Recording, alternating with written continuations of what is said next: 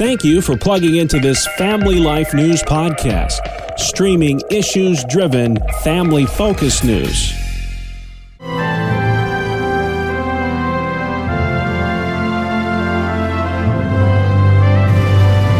This is Faith Under Fire. Each Thursday on Family Life, we give voice to religious battlegrounds in this nation. I'm your host, Tracy Lynn. With us today, Kerby Anderson, president of Probe Ministries. New research shows that many so-called born-again American Christians don't believe Jesus is the only way to salvation. Kerby, would you break down the data for us?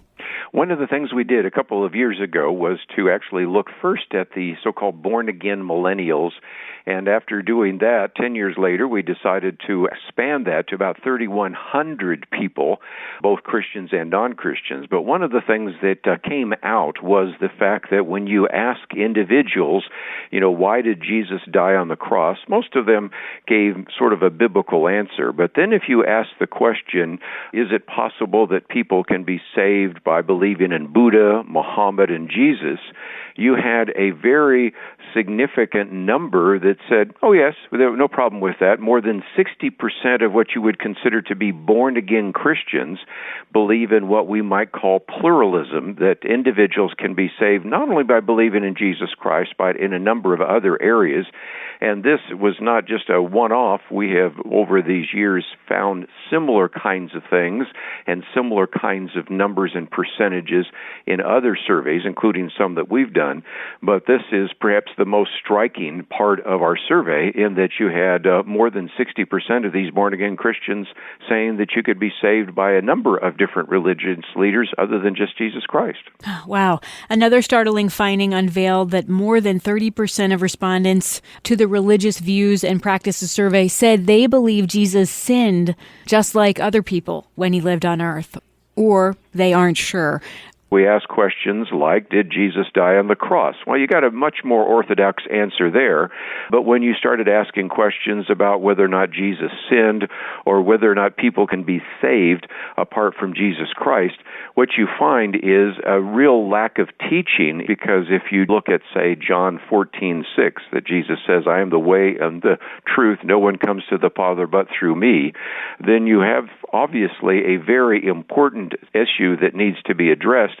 So one of the arguments we're making is that pastors need to assume there is a real need to teach the essential gospel or even the essential basis of salvation, because in some respects we see individuals who claim to be born again, even attend church at least 2 out of every 4 Sundays, are sitting in the pews believing in some things that are much more likely what the world would believe rather than what the Bible actually teaches.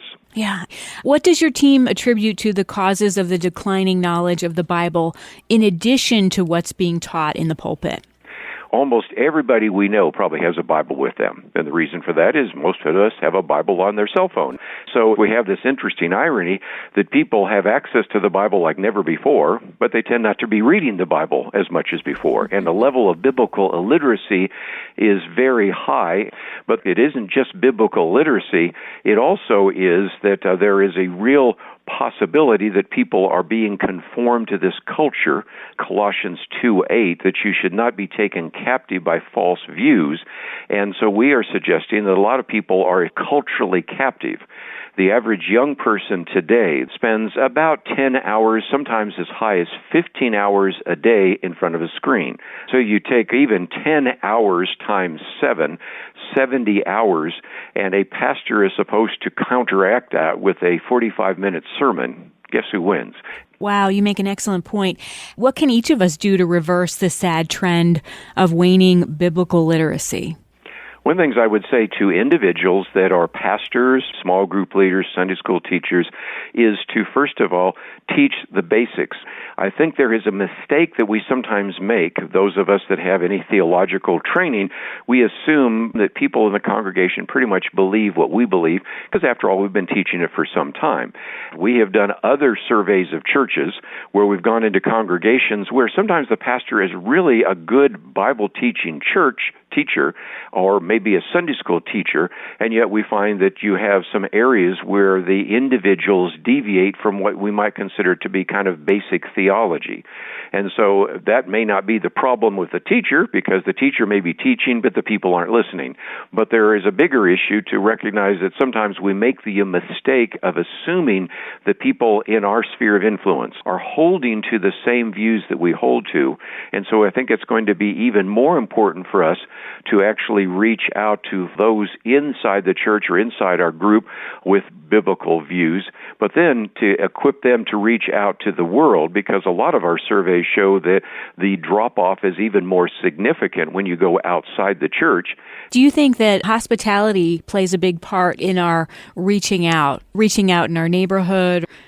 I think it certainly is going to be very important for us to reach out in our communities. People know that there are questions they have about loneliness, anxiety, all the political issues and the polarization, but they don't necessarily feel like the church is going to be answering those questions. So it's going to be, I think, useful through social media, through radio, but also through hospitality in the community.